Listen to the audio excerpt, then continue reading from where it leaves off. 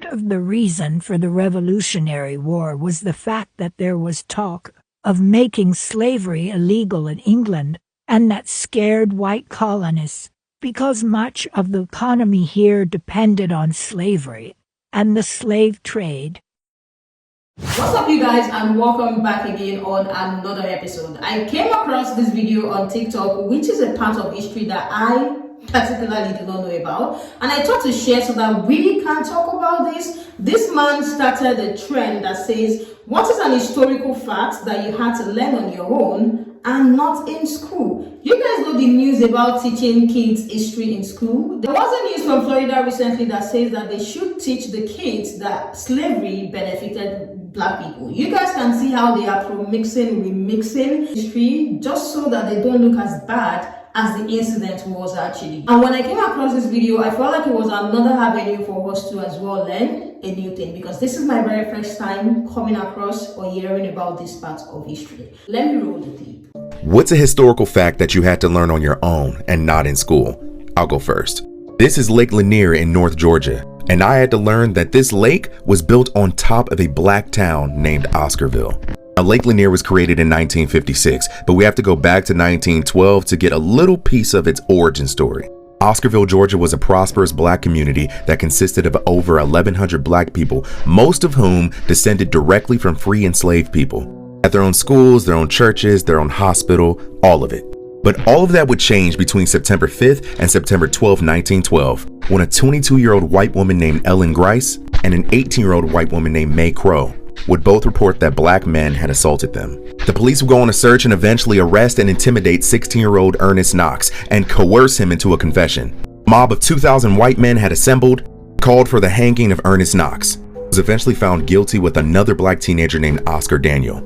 8,000 white people congregated for their hanging. White terrorist and vigilante group called the Night Riders then made it their mission to drive every Black person out of town. Over the next several years, 98% of the residents of Oscarville were either forced out or killed because they refused to leave. The deeds of the Black-owned land and Black-owned houses conveniently then found their way into the hands of white people.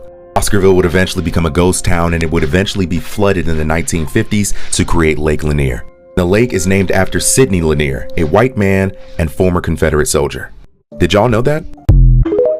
What was the very first thing that comes to your mind after hearing this? The very first thing that came to my mind was the Amity Story. Do you guys notice that it's almost like the same pattern? The same pattern of a white woman starting a lie on Black people, starting a lie to bring down Black people. And this has become a trend, and this is still one of the things that we see on social media today. We have come across several videos of Karen on TikTok that you would literally see the woman switch and start crying just to gain sympathy on her side. They have the victim in the situation.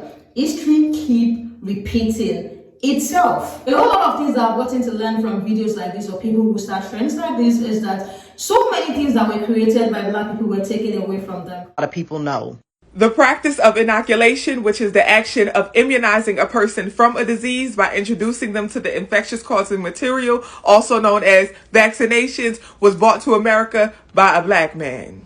In 1706, a plantation owner named Cotton Mathers purchased a Black man named One Simmons to be one of his slaves. One Simmons was an herbalist. He was a healer. And although he was able to heal a lot of people on the plantation, a lot of the other slaves, Cotton Mathers didn't really trust him like that because he felt like One Simmons knew too much. However, One Simmons' knowledge came in handy in 1721 when smallpox was running rampant and causing a lot of the slaves to pass away, to die. Essentially, what he did was One Simmons went back and told Cotton Mathers, hey, back home, this is what we used to do when things like this used to happen. And he taught him about the concept of inoculation. Of course, Mathers took the idea and ran with it, but just know that a Black man started vaccinations.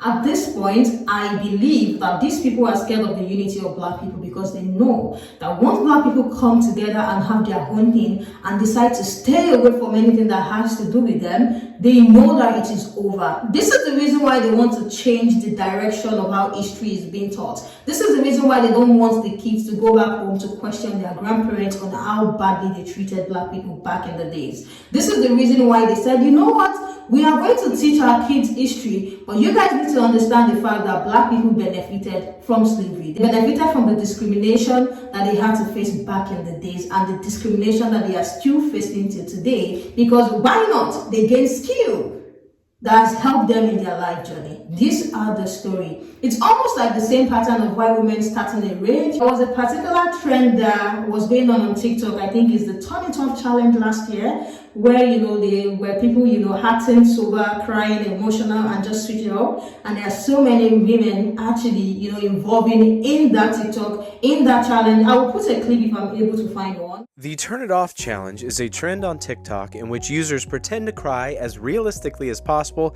then suddenly change to a smile as if turning their emotions off.